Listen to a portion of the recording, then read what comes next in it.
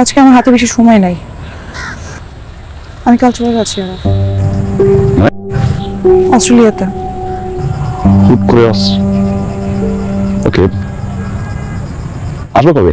Permanently যাচ্ছি, আমাদের পড়াশোনার জন্য আমরা এখানে সেটেল হচ্ছি। ফান করতেছো না? হ্যাঁ, আমি ফান করতাম। আমি যখন তোমার সাথে ফেসবুকে কথা বলতাম তখন তো ফান ছিল।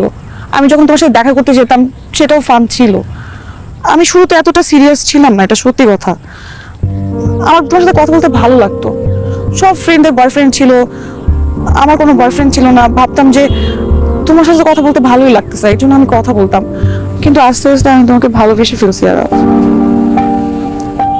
আমি যে তোমাকে এত ভালোবাসি আর সেটা আমি এখন বুঝতে পারতেছি। আমি কাল চলে যাচ্ছি, কিন্তু বিশ্বাস করো আরাফ, আমার আমার একদমই যেতে ইচ্ছে করতেছে না। কিন্তু আমি যে আমার বাসায় বলবো ওই অবস্থানটাও নাই আমার। মামি কোনোভাবে মেনে নেবে না, আমার যেতে হবেই। আমি জানি এখন আমার প্রতি তোমার ঘৃণা হবে, আমাকে তুমি ছেড়ে চলে যেতেই পারো, ওই রাইটস তোমার আছে। আর সেখানে রিক্সায় ঘোরাঘুরিটা খুব মিস করবো।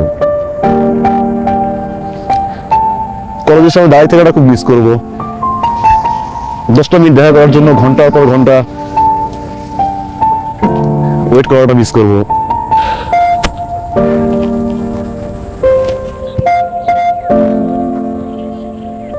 আমাদের হাতে সময় কতক্ষণ আছে?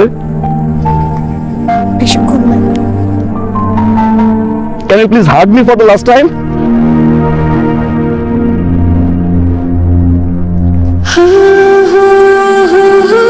I will miss you. I will love you. I will wait for you. And it's forever.